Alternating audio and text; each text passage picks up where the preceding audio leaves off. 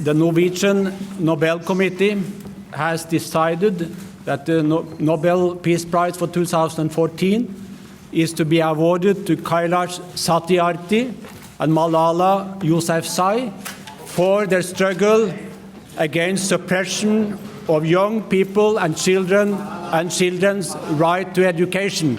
Children must go to school, not be financially exploited. 168 million. That is the number of child workers in the world. Most of them live in Asia and Africa, where they work in industry, farming and service. The good news is that the number is going down, thanks to people like Kailash Satyarthi and others working for children's right to be children. His dedication started early. When I went to my school for the first time at the age of 5 or 5.5, I encountered with a situation where a boy, along with his father, was sitting right at the doorstep of my school, and they were cobblers. And me and all my colleagues were entering into schools with a lot of excitement, little bit nervous, new books, new shoes, new clothes, and new dreams. But that boy was looking at us if we are going to give him some job of shoe shining. And all of us were wearing new shoes. And I might have seen children before working, but that was sharp contrast, so it stuck to my mind. And the first question I have asked to my teacher in my life was that, sir, could you please tell me that why we are all in schools? We are sitting in classroom and a boy is sitting outside. Why is he not in school? And the teacher simply said that it's a common practice, put your mind in studies, the children work because they are poor. And that is the argument which is still used after almost half a century. So it was not really convincing for me. So how could it become convincing now?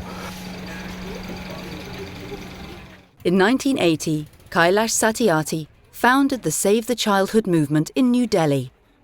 Their raids in factories around the world have freed more than 80,000 children from slavery. Once a child is freed, it's a cultural shock or mental shock to understand that he is a free bird today. That is very important moment. And that is the start of building trust. Then they start telling the truth in more details. So my people have to work hard with them to regain their self-confidence, to restore their childhood. It will take some time, but slowly, gradually it comes. 58 million. That is the number of children who are kept out of primary school across the world today. However, the number is going down. Today, 9 out of 10 children are in fact enrolled in primary school. Malala Yousafzai was herself a schoolgirl when she received the Nobel Peace Prize.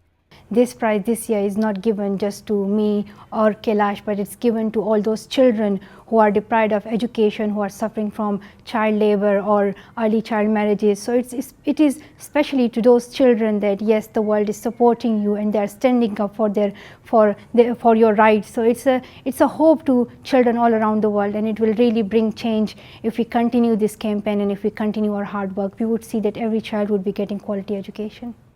Malala risked her life fighting for her right to go to school. As a young girl in the Taliban-controlled Swat Valley, she wrote a blog for the BBC called Diary of a Pakistani Schoolgirl. And for that, she received death threats. One day in October 2012, when Malala was 15, her school bus was stopped by masked gunmen.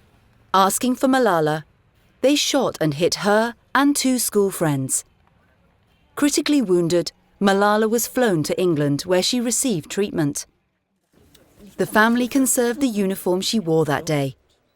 By Malala's own wish, it was shown for the first time to the public in the 2014 Peace Prize exhibition.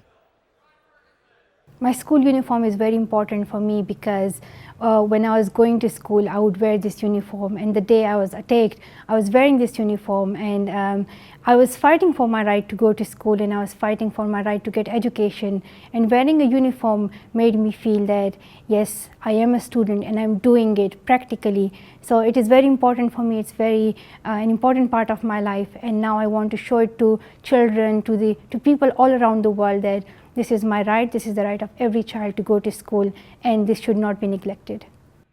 Today, Malala's activism has grown from a local to a global campaign. Parallel to her studies in Birmingham, she is fighting for girls' right to education through the Malala Fund.